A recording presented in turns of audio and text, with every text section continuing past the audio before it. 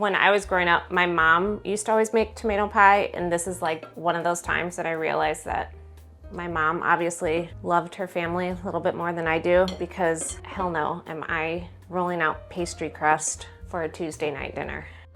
So this is a classic Southern tomato pie, which is pretty much virtually effortless. You just mix the ingredients in, pat it in a pie plate, and done. And it's easy to do in a gluten-free version as well, and I'm going to show you how. No one likes a soggy tomato pie, so this is how we combat that. I use heirloom tomatoes, but you can use any large tomato that you prefer. If you end up using Roma tomatoes, those will have a little bit less moisture, so the sogginess won't be as a problem. But I'm gonna core it and then just slice it in about 1/4-inch slices.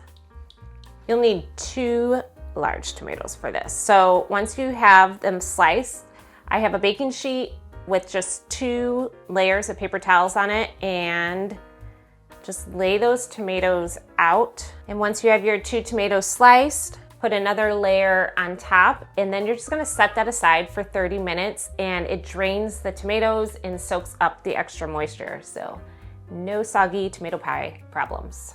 This is how we make a crust without all the drama of making a crust.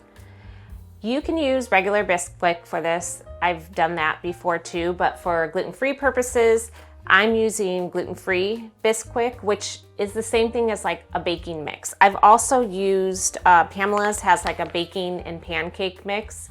You can use that as well. If you cannot find these 2 things in a gluten-free version, or you don't wanna spend all that money on it, if you click through to the recipe, I also have listed how you can just use gluten-free flour, and then I add other things to it like baking powder and salt and a little bit more melted butter. So if you need that version, you could do that as well. This is so easy and so delicious. So you just do 2 cups of baking mix, gluten-free or regular. Then for the seasoning, I'm gonna do a 1/2 teaspoon of garlic powder, a 1/2 teaspoon of oregano, 1/2 teaspoon of basil. So then just stir those dry ingredients together, and then we're gonna add the liquid stuff, which is 3/4 of a cup of milk. You could use any milk that you need. 2 tablespoons of melted and cooled butter. Just make sure it's cooled so it doesn't re-solidify once it hits the milk. And then a 1/2 cup of cheese. This helps, especially if you're doing the gluten-free Bisquick,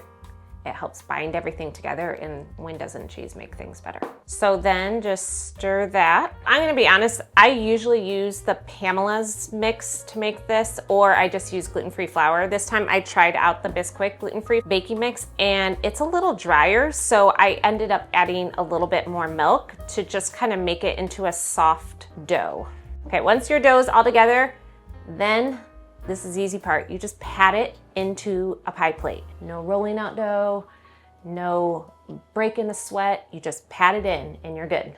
Then once it's in, you can just kind of pat it on the bottom and pat it up the sides to form your crust. Obviously, it's not gonna be like Mom's a lot of effort crust, but it's like a crispy biscuit crust, and I mean, what's wrong with that? That sounds amazing too. All right, I'm just gonna go around the edges here just to kind of make the tops nice and straight, but you don't have to do all that. This is how I show my family I actually do love them. And then once that's done, I will put it in the fridge while we make the filling, so everything stays cold while we're prepping the filling. All right, for the filling, it's just a 1/2 cup of mayonnaise, and I think, you know what else would be good in here? If you used softened cream cheese. That sounds pretty amazing. I think that would work too. 2 tablespoons of minced chives, or if I don't have chives growing in my garden at that time, I've just also used green onions, a 1/2 teaspoon of apple cider vinegar, a 1/2 teaspoon of salt, and then a 1/4 teaspoon of pepper. And then we're gonna stir in the rest of the cheese. This is another 1.5 cups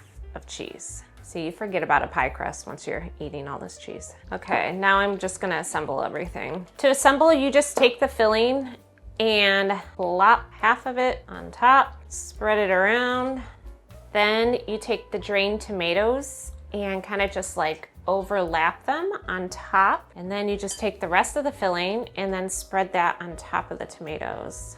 Look how easy this is. Like, this is way more feasible for a weeknight dinner. Once it's all spread, then we just bake it at 400 degrees for about 35 to 40 minutes. You're looking for the crust to be brown, and then the middle will be nice and bubbly all throughout. You don't just want the edges, you want the like kind of middle bubbly as well. If you want a more golden, crisp crust, sometimes I just turn on the broiler and I'll broil it for a couple minutes too to make it nice and bubbly.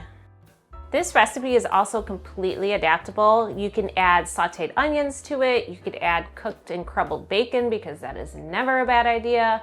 You could do diced ham or fresh herbs or even some cooked and crumbled sausage as well. It is a recipe you can make again and again and serve it a million different ways. So thanks for watching, and I will see you in the next video.